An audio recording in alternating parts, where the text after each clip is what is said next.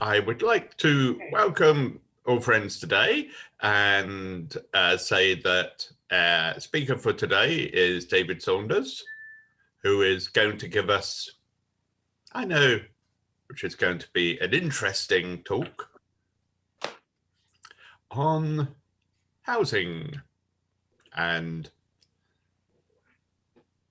things to do thereupon.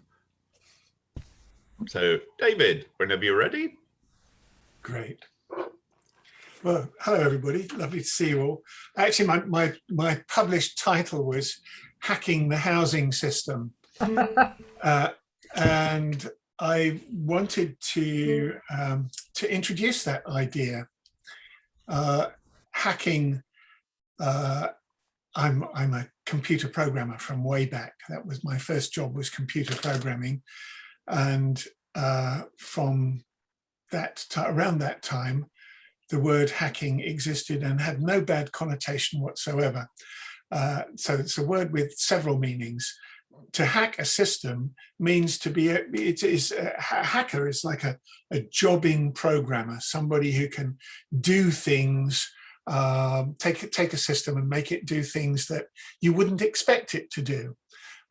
Breaking into a system and crippling it or whatever, those are what hackers are thought to do these days, but that's the downside of hacking. The upside of hacking is being a really competent programmer and knowing what you can do to change things. I give an example of a social hack, using a system for something completely unexpected.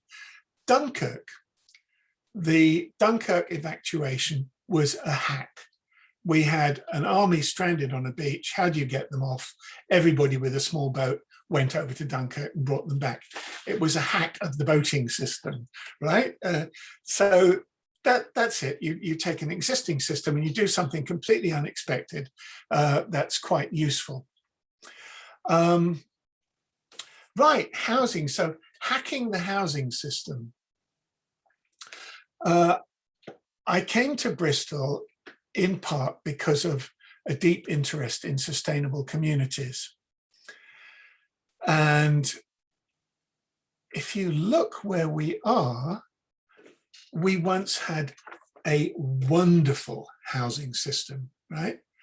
After the war, after the First World War and after the Second World War, we acknowledged that you can't expect your young people to go all around the world, kill and be killed, fight wars and all the rest of it, if you don't treat people properly. So our government decided to create Homes for Heroes, a program so that everybody could have affordable homes. And under Beveridge, the council house system was produced. This is a booklet that was produced by Bristol Festival of Ideas, talking about the history of housing in Bristol. And on the cover, it's a picture of a prefab. And a prefab is a hack, right? It's a hack of the housing system. You're saying, is there a way we can build houses faster and cheaper? And they were not great houses. They were meant to be temporary houses, and people loved them. There was a sense of community living in one. They were not great houses at all, but they were a house, and they showed that our communities cared. And I would say that housing associations, but earlier, what were they called? Building societies. Building societies were a kind of hack where communities said, we need to provide housing for our young people. They often haven't got the money. The older people have the money. Let's create a community piggy bank where the older people put money in and the younger people can borrow money at low interest to build a house. That's a hack. That's a hack of the system. It didn't exist. People created it because it was needed and it was useful and it was simple. And then Margaret Thatcher came along with a brilliant hack to the housing system. And the idea was, how can we turn the housing system into a way to make fortunes for our friends? How can we make sure that Conservatives will stay in power forever? right? And so one of the bad things, people living in council houses love them, right? So why don't we get rid of council houses and merge them into the ordinary housing market? And why don't we create a housing bubble so that houses get more and more expensive? So somebody buying their own council house makes a lot of money, right? We'll turn them all into capitalists. And the design of the system was absolutely brilliant. It has worked incredibly well. The cost of a house, the cost of a council house, renting a council house, bore a very close relation to the cost of building one, right? You build your council house, you rent it out to people to get enough money in to build more council houses. But in the Thatcher hack, they sold council houses off to people cheap. People made a gain. Wonderful. Often somebody came along and said, I'll buy that house off you at a commercial rate. I'll give you a lot of money.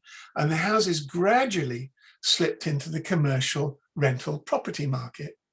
And if you have a planning system where you make it hard to get hold of land,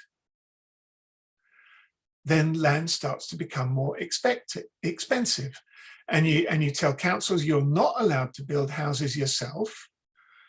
And you tell councils that you can sell off land for housing, but you've got to get best value, which means as much money as you possibly can for the land.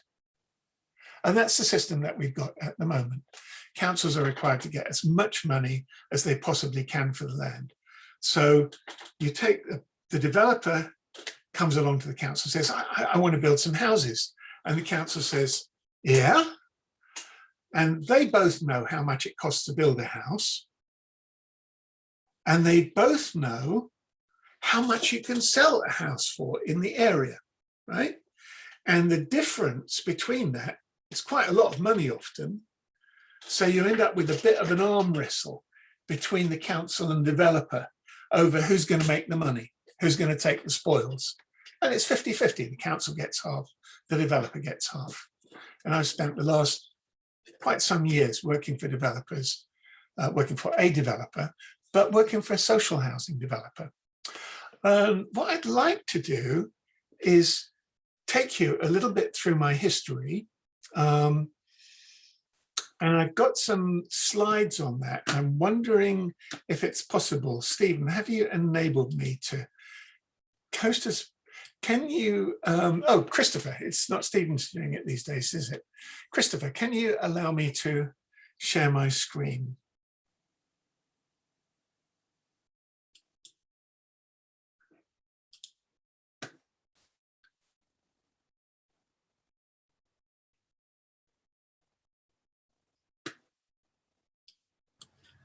Can you now share your screen, David? Ah, it's offering me a choice of screen sharing. You're indeed right. Right. Now I only have to figure out which screen I want to share. It's got to be here somewhere. Right. Future of Housing, Seal Hain. I think this is the one. I'm going to have to back up. No, it's the other one. If anybody's watching this, if I'm really good, I'll be able to cut this slight hiccup out. Find welcome, so Safari. This one.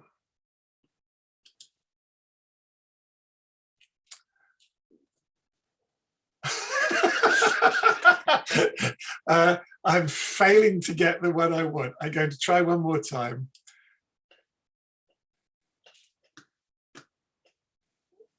It's this one. He said confidently. Right. Okay, so when I came to Bristol, is it going to work? Yeah, I came to Bristol. Oh, that's weird. Are you seeing this? Okay. Are you seeing a slide? No, we saw it, but it's gone now. Ah, right. Then in which case I won't play. It's exciting, isn't it? Yeah, we've seen. This is Got why that. this is why we rehearse thoroughly. Connolly and Callaghan. Okay, so when I arrived in Bristol, it was to work for a company called Connolly and Callaghan, and they had a hack of the housing system. They were social housing developers, and they were running housing, emergency shelter accommodation for the council. And Martin Connolly, who is a lovely guy, he and his wife, when they got married, they had invited some homeless people to come and live in their house with them. And Martin's father-in-law, Mary's father, was an Irish builder. And what they found was that they could buy up old properties and do them up. And it's quite hard actually to get permission to use housing for shelter for homeless or for battered wives or for, people out of work. But it can be done. And so they got the council to license some of the buildings that they're buying them up and doing them up. And then they're renting rooms out. And that turns out to be a very good rental model because you often have more than one family or more than one person in a house. So you're renting out a room at a time, not even the whole house. So the business sort of sped up, and they would find they're buying more and more places, and then, whole chunks of them. And then by the time I found Martin, they were housing hundreds of people a night, and they had bought some larger sites, quite big sites that had room for people, one of which was an ex-convent. What do you do with that? And another was a complete building site, and they started building houses. And they even had a place up in Derbyshire. So this was starting to become quite a diverse family business. And all the while it was building and building. But the main point of the business was to provide shelter for people in need.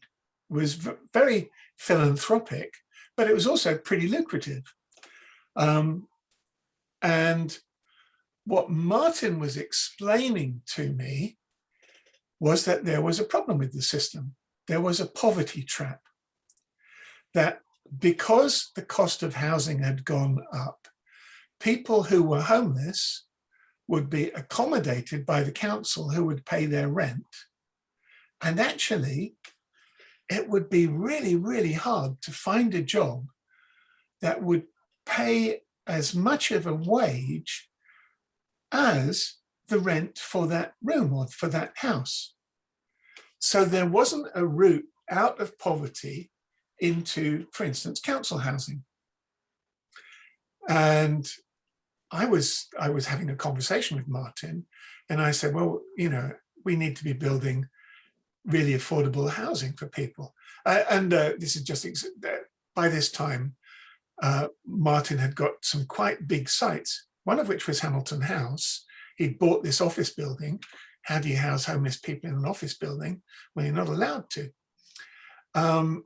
And he'd got a big former lino factory in Frome, which, what do you do with that? Probably knock it down before you anything. And so we started thinking about what you could do for sustainable housing, because, and this is the funny thing that came along. I'm doing this slightly out of order, but we started looking at buying a former agricultural college. And the reason that we did that was because climate change was coming along, and governments were thinking that we are going to have to create housing in the future that's low carbon, with carbon neutral zones, that the houses need to be designed efficiently, south facing to pick up solar energy. We need to produce our energy locally. All of this was, people were starting to think about 10 years ago, or 12 years ago when I arrived in Bristol. And a housing green paper in 2007 was talking about building complete eco-towns, but it wasn't happening. Except that then in Bristol, there was one. The government announced they were going to build an eco-town on a site near, well, out in East Bristol. And it ended up, I forget what the name of it is now, but Barratt Housing ended up building a bunch of eco homes that people really liked. And yeah, it was 150 super energy efficient homes. But this didn't become the model for the rest of the country. And we were thinking, oh, they're going to call it carbon neutral. Is carbon neutral good enough? We're going to have to end up doing things that are carbon negative. And it isn't just about the housing being carbon neutral. We want the housing to be, you know, the buildings to be healthy and eco-build and affordable. And we want people to have the chance to grow their own food. In fact, really, we want sustainable communities of some sort. And it's more than just the housing. We want the housing to be fair and ethical, crime-free. And people were thinking about all of these things. And indeed, the government had published a report. John Prescott had asked Sir John Egan to think through how you could build sustainable communities. And Egan published his Skills for Sustainable Communities in, I think, 2004, which was before I came up to Bristol. Sustainable communities meet the diverse needs of existing and future residents, their children and other users, contribute to a high quality of life, provide opportunities and choice. This isn't the description of a wimpy housing estate. They achieve this in ways that make effective use of natural resources, enhance the environments, promote social cohesion and inclusion, and strengthen economic prosperity. And John Prescott asked John Egan, so how are you going to do that? And so John said, well, you've got to bring together a lot of things, because this isn't just housing. It's, you've got to get the social culture right. You've got to govern these places right. They need to be connected. They need to have services. They need to be environmentally right and economically right. But at the moment, we have a planning system on. What we did at Connolly and Callaghan was we brought together people with, we were only a building company. So we brought together other groups so that we got some ideas for each of these slices of that pie. But the big problem, Sir John Egan was saying, was we have a planning system that doesn't get you from existing communities to sustainable futures. It's a very difficult planning system to use. It's not fit for purpose. There are all kinds of obstacles and barriers in the way, and the planning system just does not help you make sustainable communities. So what do you need to do? And the good Sir John said, we need a new planning process where we bring together councils and their planners and the communities, the public, and the developers. And we have a dialogue about what we want to do. And then this is going to sound almost impossible. Then we do it. The existing planning system has developers putting pitches to councils. The community may be consulted. The planners decide, the councils vote on it. But it's not the same as a real dialogue with communities about what the community wants. And we thought that we could perhaps create and bring together groups who would hold this dialogue, and then you create a central place where this dialogue happens and you start thinking about building sustainable communities. Because Sir John said, councils won't do this unless they're required to, and we may eventually have to use remedial training for councils to get them to do this. Of course, it didn't happen. So it didn't work. And we came across this site in Newton Abbot a college that was being sold, and we thought we could build a centre of excellence in sustainable communities. Let's try and do that. And we put in a bid for the site, which meant that we had to plan. We had to think through what a sustainable community would look like, how we could take the existing buildings and turn it into a better college, how we could put forestry in there, do organic farming, renewable energy. We had all sorts of great ideas, which we wrote up in a plan with help from wonderful architects, Building Design Partnership, and we didn't get the site, and that was the end of it. It didn't happen, which is such a shame.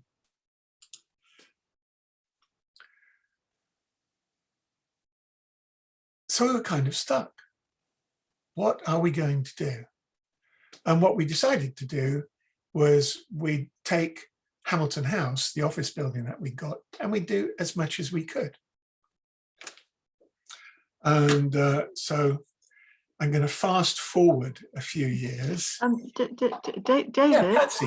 I think we're having a bit of a problem seeing the slides that match what you're saying. Did you not see any slides? We saw one or two at the very end. Oh, right. Let me try again with, because this is a different slideshow now.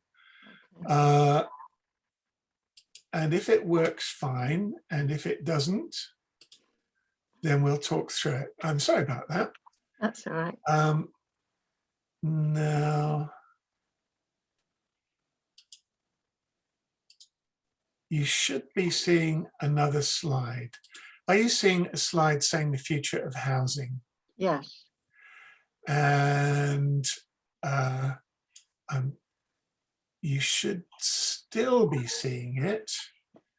And the picture should have changed. Has the picture changed? No. No. No, okay. In which case, I'm going to play. I just changed something. Can you see? So you, right? Can you see? Yep. Oh, Different. yep. That's different. It's a Yeah. different slide now. Yeah. Yeah. Okay, that's a shame. I can't play the slides as I want to show them, but because they animate and you're not seeing it. Ah. Let me just see if you see an animation.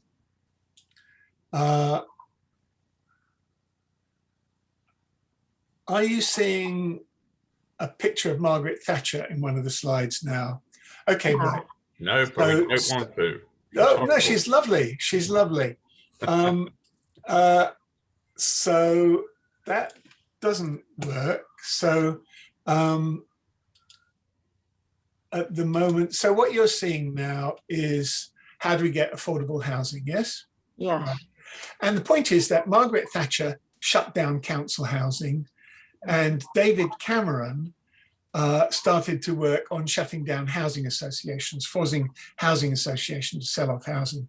So you were going to get, the only thing that you're going to get was developer-led housing. But we were starting to see something called community-led housing. Mm. And the difference between, so it's a shame that I got some lovely slides of this co-housing community in Leeds, which is called Lilac.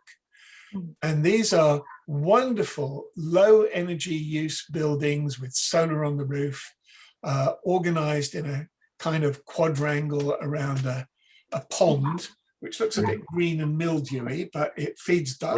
We haven't got lilac housing up, David. We're back to the future of housing. Yeah, well, but the picture behind the future of housing, so there's is of Lilac. That is the Lilac community in Leeds. And when you walk in there, you really feel you're in a community. If I was able to show my slides animated, you would be seeing different pictures of the community there. So jumping forwards again, and the houses in Lilac cost 130,000, and people were renting them quite affordably. Whereas in Bristol, housing, the average cost at the time of housing in Bristol was another £100,000 more, and rents in Bristol are far higher than the rent you paid in Leeds. And also the energy cost in Bristol is higher. The average energy bill in Bristol is over £1,000. In Lilac, people are paying 150 a year for their energy. Super insulated homes with solar energy. So the question is, where would you rather live? In a expensive Bristol house or in co-housing in Lilac? And my answer is absolutely Lilac, but I wanted to live in Bristol in a Lilac type house. So how do you get from here to there? Well, I've already described how the actual cost of a house, which is in yellow here, the materials and labor, is only about a third. The council make as much money and the developer makes as much money in profit. So houses are sold for a lot more than they cost to build. And communities have got three things that they can do to improve on that. First of all, communities have a mechanism called a community land trust. And the idea of a community land trust is that the council or the community get land at a low cost because it's going to be for the community. And then maybe or maybe not, you even do some self-build on the land, which means that you're cutting the cost because you're putting your own sweat equity in it. And another thing you do, like in Lilac, is co-housing, which is where you create shared facilities. So in Lilac, there's a community house there where they have parties and there's workspace and they have shared meals there. But it also, they've got a shared workshop and they've got shared allotments. So rather than each house having a garden, a medium-sized garden, they've got bigger allotments which they share. So there's these three things that communities can do to improve housing if they do it themselves. But communities have a really difficult job getting together to get projects off the ground. A developer is geared up to do a project, to do another project, to do another project. And communities say, people get there and say, you know what, I'd love to live in a community. And this is a conversation people have in a pub. And 15 years later, they've built a community. But it's been really, really hard work getting there. And my idea, what I was suggesting to Connolly and Callaghan was that we create a place where all of this is brought together. And this is a quick flash to my early days in computers. When I went to America as a young computer programmer wanting to get to Silicon Valley, they had personal computers, but you would buy one computer to do desktop publishing, or rather word processing. And you buy a different computer to do a spreadsheet, and you buy a different computer to do a database. And it took 10 years to bring all that together. But by the time I came back from America, you could buy one computer and you could have a word processor and a spreadsheet and a database, and you could cut and paste between them. And there were also graphics programs. There was PowerPoint. And the idea that we had was to build something like that. So you bring together not just the community land trust idea and co-housing and self-build, but the skills to design, plan and finance houses and the right kind of materials to build them with. And the idea was you create a hub that was a community-led housing enabler, and a community group would come along and say, we want to do this. And you'd say, right, we can help you. And by the time they've done it, they've got a community and they know how to do it. And they're in a position to help another community build one of these. Rather like, is it raspberries send out runners? and a new plant grows, and then it sends out runners. So we wanted to say, how quickly can you do this? And if you need some hardware to do this, you need a building. And we'd got Hamilton House, and we thought we could use that for this. And we could take the ideas that we developed for Sealhane and start to build things. So one of the things we built 7 homes in Bristol. The lilac homes were actually straw bale homes. And we built 7 homes in Bristol that looked like they're very ordinary houses. It's got bricks on the outside, but these were straw bale homes clad with bricks. And they were the first straw bale homes built in the country that were mortgage ready. And this is, so we were using straw bale technology, which is incredibly efficient. And we were looking around at, what does affordable really mean? Affordable used to mean that, you buy a house and you never spend more than 3 times your annual income on a house. And that would mean that you would end up spending about a third of your income or less on the mortgage. And we've got to the point where people buy houses that are 7 times their annual income, and they're spending 2/3 of their income just on the housing. So we were looking at these ideas, and here's an example of affordable housing built in containers. And this is the point. We were thinking about these ideas, and we never quite got round to doing this at Connolly and Callaghan. But what we did do is, and I'm just going to switch screen one more time. The point is that other people are now doing this. Other people are now doing almost all of this.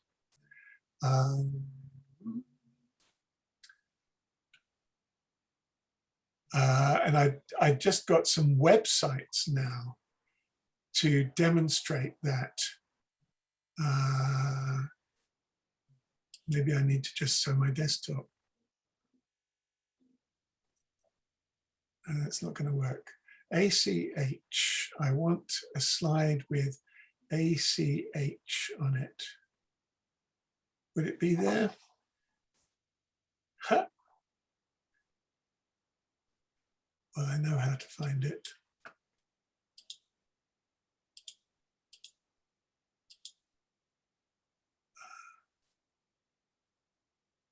Redefining. Is that it? Huh. Okay, ask me a question while I'm finding this slide. Anybody got a question or a comment so far? It seems to me in the systems you've been talking about, you've been ignoring the cost of the land. How do you get over that problem where the land seller has to get maximum? Oh, beautiful, beautiful. That is, that leads exactly into the one. So are you seeing a slide that says redefining integration, diversity in society? Yes. Great, okay. So now you should be seeing this is a solution for the housing crisis, Watton Village report. Okay, Yeah. So here's the trick. This is a group of people who set up a group called, so these people came up to visit us in Hamilton House, and they said, what is it you've been doing with housing? And so we're trying to figure out how to make affordable housing. And they said, so are we. They said, what have you learned? And I said, well, the thing is, you mustn't buy land and you mustn't sell houses, because as soon as you buy land or as soon as you sell houses, they've gone up to market price. So you mustn't buy land, and when you built on it, you mustn't sell the houses. You must keep them low rent in perpetuity. And if you're in the countryside, there is an exception to housing, which is called a rural exception site. If you've got a site that's adjacent to a settlement, then you can occasionally get permission to build there. And normally that would be sold off to a developer, and the farmer is paid, you know, £1 million an acre, and the housing ends up being very expensive. But what these guys did, Vince Adams and his partner, they set up an outfit called Afford a Home West Dorset, and it had a little video on it, and it was a 4-minute video, and I can do it in less than 30 seconds. And on the video it said, anybody who can afford a home in Bridport's already got one. Anybody who can't afford a home in Bridport's never going to be able to afford one. If we built affordable homes in Bridport, they wouldn't be bought by people from Bridport, they'd be bought by people coming from London, and they wouldn't go to local people. And then we're going to build truly affordable homes, right? They laid down a marker and they said, we're going to hold a meeting in the Electric Cinema, come along if you're interested. And it was packed. It was packed. And they said, we're going to build affordable homes. That means homes that you can afford on median income in Dorset, £100, £150 a week, not more, not £1,000 a month. And people said, how are you going to do it? And they said, we don't know. But they went and talked to their MP, and a landowner approached them. And the landowner said, I've got some land on the edge of town, and I don't want to sell it, but I don't want to farm it. My family don't want to farm it. I'd love to get a steady income from it. I would kind of lease it to you. And the MP sent them to talk to a pension fund. And the pension fund said, what do you want to do? And they said, we want help building houses. And the pension fund said, how much money do you want? And they said, we don't know. And he said, well, how many houses do you want to build? And they said, 100. And he said, well, how much would that cost? And they said, well, do you know, 10 million. And he said, 10 million, great. We wouldn't lend you less than 10 million, right? So they ended up saying, well, maybe 150 then. And then they went to the town council and said, look, we're getting this land cheap. We're leasing it from the farmer. The houses are going to be affordable. Will you give me planning permission?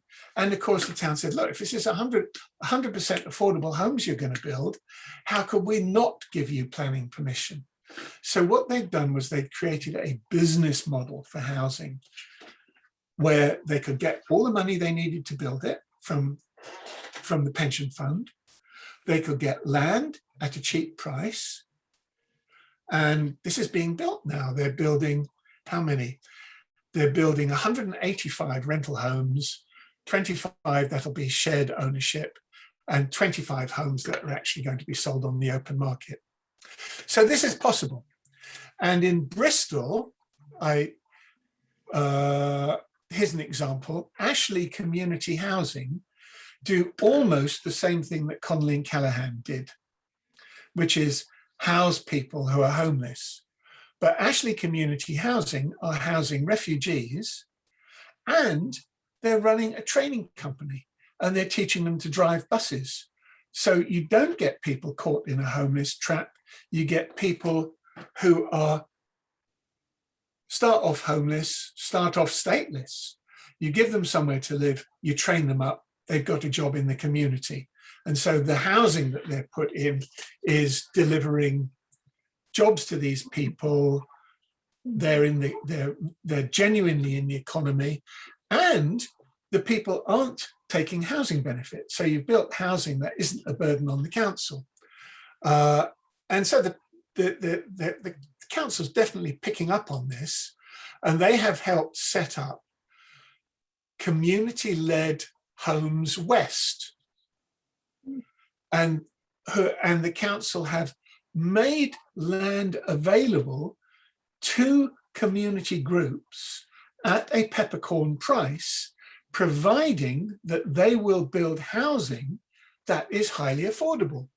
And one of the winners of the competition is a group called Tiny House Community Bristol, and their idea is to be building very small houses on the site, which are ultra affordable for people who would otherwise be homeless or don't want a big house to live in. So gradually we're doing things in Bristol which are these were ideas that I was thinking about, never managed to turn into something concrete. But other papers, so Community Land Scotland, are saying kick-starting community-led housing, social value and land disposal in Bristol. And the point is the councils still have to sell land off at best value, but they're starting to define best value as community value, not just making money. In Wales, they're now saying, if you put housing on land, even in the countryside, and you make it really low impact, and you create work where the housing is, we will likely give you planning permission. So there's a relaxation in the planning laws. And Bristol has a whole group, another whole group, Bristol Housing Festival, which is looking at ways of building modular homes. I'm a member of a group called Future Now, which is an eco-village group. And we're looking at some land in the Forest of Dean. And lastly, not lastly, there's another group called Snug Homes, who are building small modular homes and have got their first site in Bristol. So all of this is starting to happen in Bristol. And yeah, I wonder if I have, there was an example that I did want to show you in my keynote slides, because I thought it was important. And it's this one.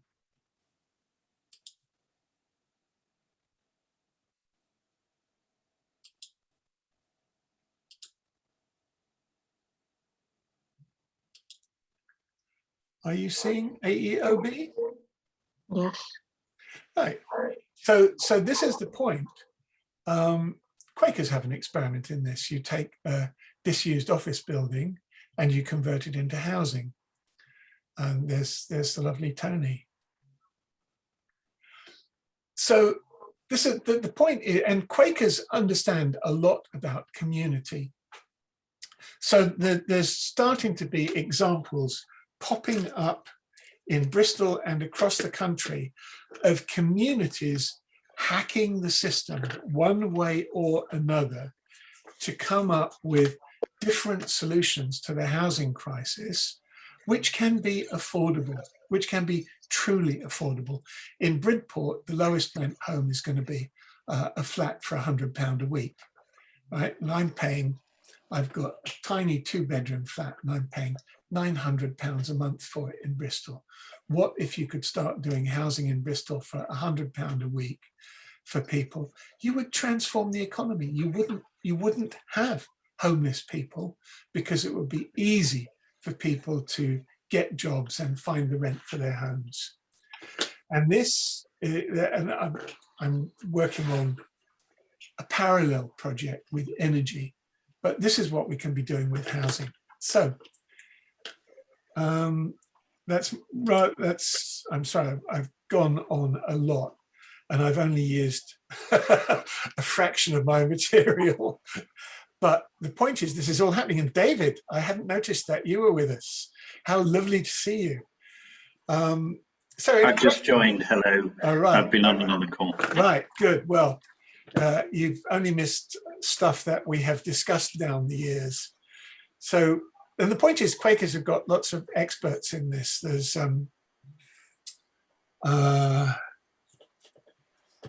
to think. The guy who used to work for the council in housing is and has retired and is a Quaker and is Southall. Yeah, Tim Southall. So, you know, we have a group who understand community, we have a group who understand community processes, and we have a group that has building experience one way or another. In fact, I am working with your warden at the moment. Yesterday, I was working with him doing a housing retrofit with Charles Gamble. And the reason he's not here is because he's cracking on with it today. So there you go. This is just some ideas about how you can hack the housing system in order to deliver housing that's truly affordable. And I think my feeling is that this ought to be right up the street for Quakers, and something that we could tackle as a community, helping to happen faster in Bristol.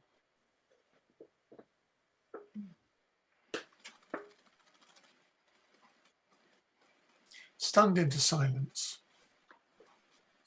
I think stunned is the word, actually. It's just really, really, really exciting. Yeah, thrilled. Yeah. And my question is, what are the next steps? It would be lovely. I had been working with a developer who had the resources to do this, but he tended to employ people who said, no, you don't want to be doing that. You want to be building commercial housing, Martin. And unfortunately, he died a few years ago, just at the point where he'd been taken a sabbatical from the business and said, think up some ideas about community housing. And what you've seen is some of the ideas that we developed that he never got to see. Hattie, oh, I thought you were waving your hand with a question. No, I'm sorry, I've just got to answer the front door. Recycling. Okay, fine. David, Yes, what Ray. happened to Hamilton House? Well, Hamilton House, the original idea was that it was always intended to become a center of excellence in sustainable technology. In fact, that as an acronym is Coexist. Hamilton House became Coexist, and initially was very much a community arts center. And there came a time to rethink it. And the group who were running the building wanted to do more of the same. And Martin wanted to take it up to the next level. And they got into dispute. I would love to have seen them do more. But then 3 years ago, Martin died. And of course, the building is kind of empty at the moment. It's a co-working space. So people rent office space there. And some of it may be developed into housing, but it's the family, Martin's family, who owned the building now. His ex-wife, his widow, Mary Connolly, is also the daughter of his partner, Eddie Callahan. So she's Mary Connolly, nay Mary Callahan. So she is Connolly and Callahan, both for real. And they're still managing the housing for the council of homeless people. And it would be great if they shifted to the Ashley community housing type model, which is more supportive of people. And, I'd love to see a place like that used as a hub for developing community housing and community energy. And that's my vision for hubs, which is another thing around which Quakers have experience. Quakers are used to running things that they call meeting houses, but those houses are often community hubs as much as they are a meeting house. They're used for the Quaker meetings just a few hours a week, and for all sorts of other things the rest of the time. So Quakers are actually in the business of running community hubs. Quakers also have a thing called the Quaker Housing Society, which runs in I think on a small scale, because I lived in one of the flats which was owned by the Quaker Housing Society, which is small in that type of thing. I'd like to see that developed in the way that you were discussing. There you go. Yeah, absolutely.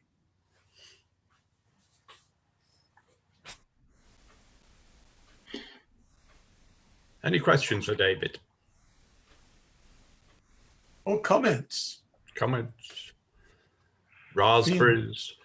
Or should we be doing this kind of thing?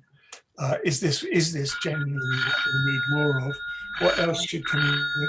How do we recover from COVID? can we make and people worry that our future is going to involve lots of high-tech jobs. Somebody's got a phone ringing. They might want to mute themselves. Whereas, you know, we need lots of housing for people, and this can be the term used to be blue collar work, but it can be good manual work. I'm enjoying doing some at the moment myself. You know, I would love to have a life that is in part planning and making this kind of thing happening, but another part living in a community like this and working on building communities like this.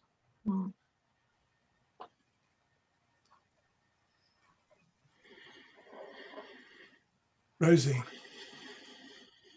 Yeah, you're muted, Rosie. Yes, sorry, I just realized I'm muted. Brilliant. I just always feel so inspired by these kind of talks. And I'm reminded, which we've probably said here before, that we have such a mindset in this country about the need to buy houses, whereas in Europe, it's much more common to rent. So I think we need sort of a societal shift in that kind of thinking. But I would also, just as you were saying, they would love to physically get involved in helping others build these kind of homes. The straw bale one, you know, anytime those kind of TV programs come on, I'm bound to watch them, where people are building their own homes. And it certainly speaks, you know, to the huge need we have now to also be mindful of the impact on the environment.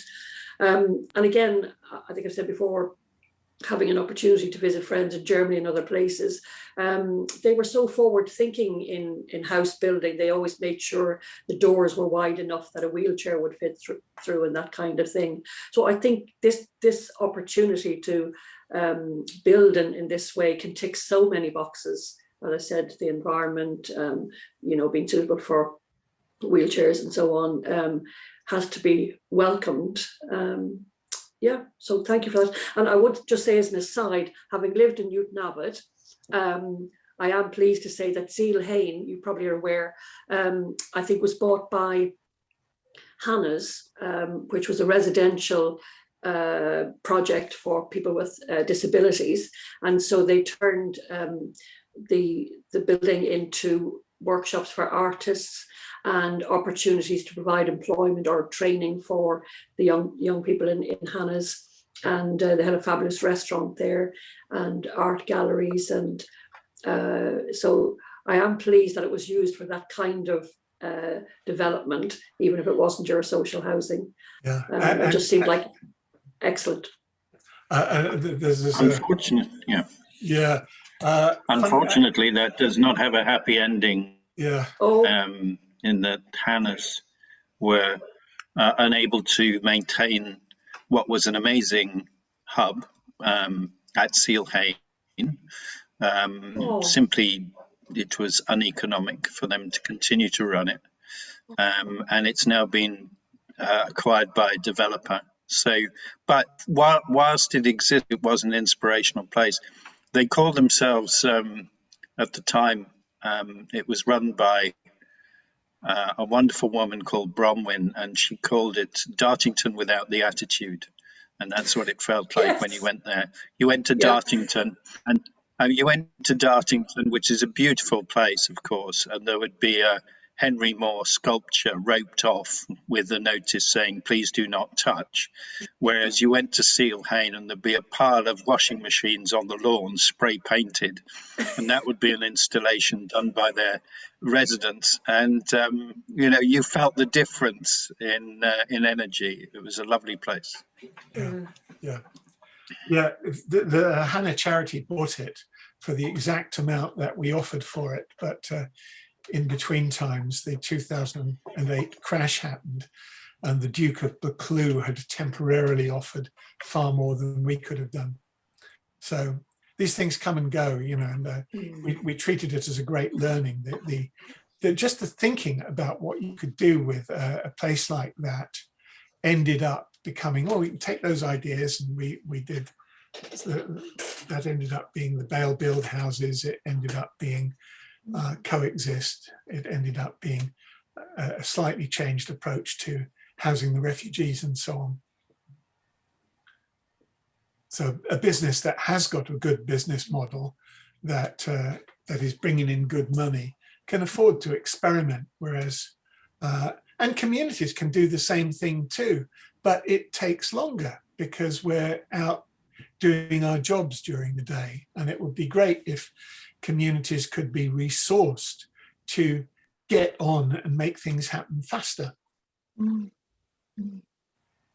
David, sorry, Hattie, did you have a question? No, I'm sitting here being gobsmacked. So what, I absolutely agree. So communities could do it faster if they were facilitated, but with the help of somebody who knew what they were, the context and what's possible. And what is there like that happening at the moment? Well, there's the Bristol Housing Festival.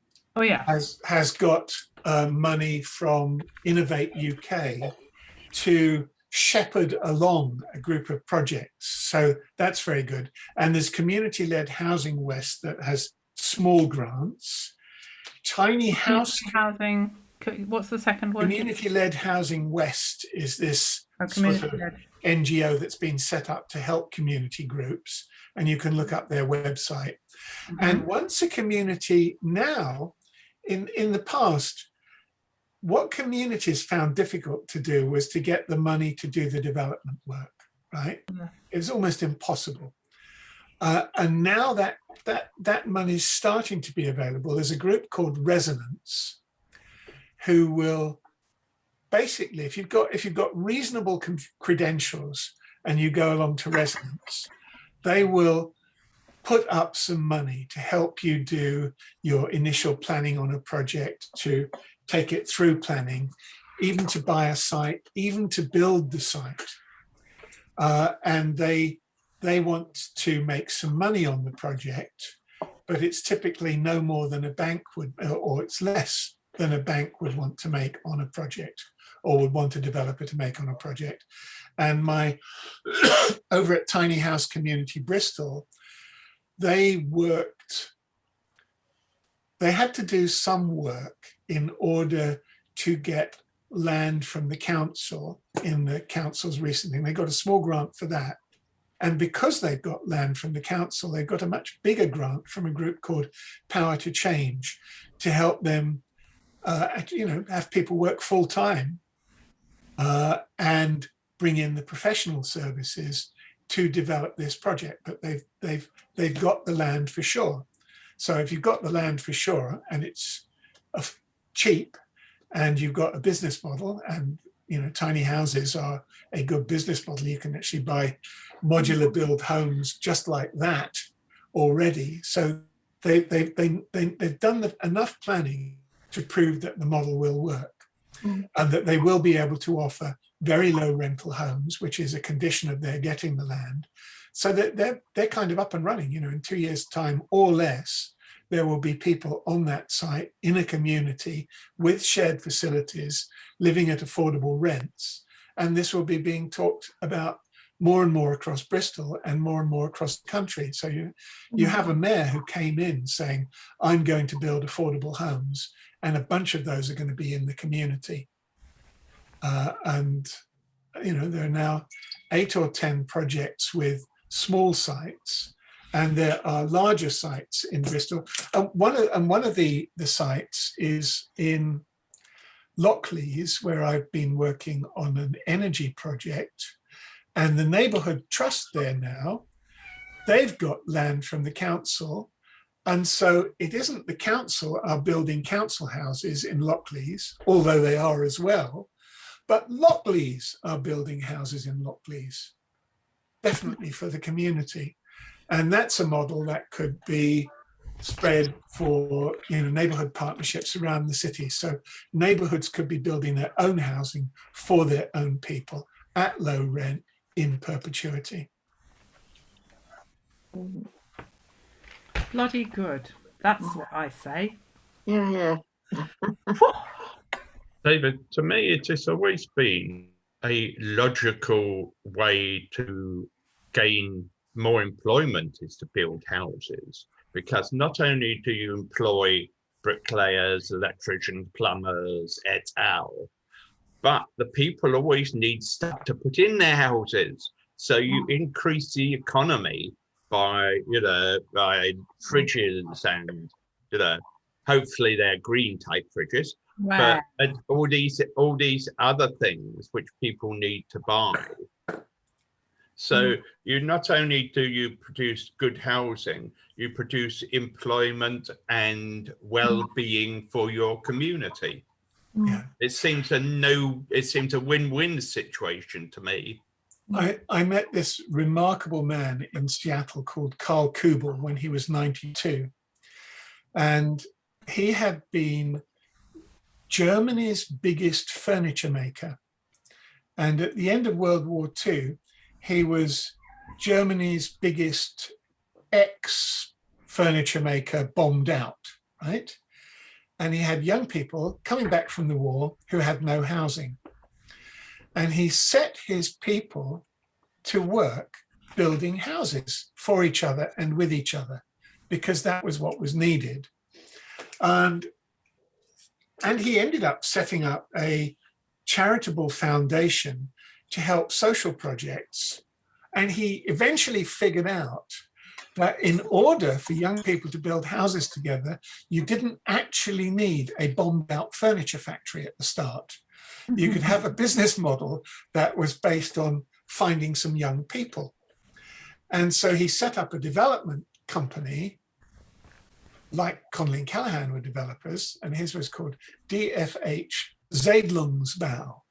Siedlungsbau means settlement builders. I've no idea what DFH was, but they were settlement builders. And their business model was they might find some land, and then what they would do is they would recruit the young people to build the housing. They would pay them a salary to give up their job to work on the housing. So you would be paid to build your own house with the people who are going to be your neighbors. So what you did in the process of building the houses was not just provide work, Ray, but you turn those people who were a building crew having a lovely time together, at the end of the job, they're going to be living in those houses. So you built community at the same time. And very quickly, they found that they would have councils across Germany coming to them saying, will you come and do a development in our town? We don't want developer-led housing. We want to build real communities. So there's one model where a community comes together and says, let's build our own housing. There's another model where you say, let's build housing and create community while we do it. So there's all kinds of creative possibilities. It's not just work, it's that, you create a working environment where you're doing it for each other. Apparently it is true that in the country of Bhutan, which is notable for its poverty, and also it's number one on the scale of happiness, measured by, rather than gross product, gross happiness, so they have a gross happiness index, which apparently you won't be surprised that some of the developed countries are at the bottom of. Bhutan is at the top of. And in Bhutanese, I suppose it is culture, if you're raised in a community and you get married, the village turns up and builds you a house. So that then gives you the security for you to continue and have your family and so on and so forth. I just think that's a very lovely story of where we'd all like to get back to. Well, like the Amish and the Mennonite farmers who build barns together, right? And they come and do a barn raising. And, when there's they do horse-drawn farming, and it's still expanding in the USA because the Amish and Mennonites tend to have quite big families, and an Amish grandfather will wander into a bank, right? And the bank manager will say, "What ho, Jethro, how many is it this time?" And, you know, Jethro's got 5 grandchildren who want a farm. And it's, "How much money do you need?" And the bank manager will lend the money because one simple reason: no Amish farm has ever failed. Why not? Because the communities look after each other, right? It would be an embarrassment if a farm failed. And they have all sorts of good crop practices. They say you should never use a farm implement that can't reproduce itself, you know, so it's horse-drawn farming. And they plant their crops a little bit further apart than regular farmers do, so they survive droughts better, and so on. All kinds of good farming practices and all kinds of good community practices. Great. Okay. Right. Well, we have reached, as that phrase of my granny would say, the witching hour. So it is now nearly 12:10. So thank you, David, for the illuminating and interesting lecture, talk, whatever. And we hope to see developments in our lifetime, maybe. Let's hope. Yeah.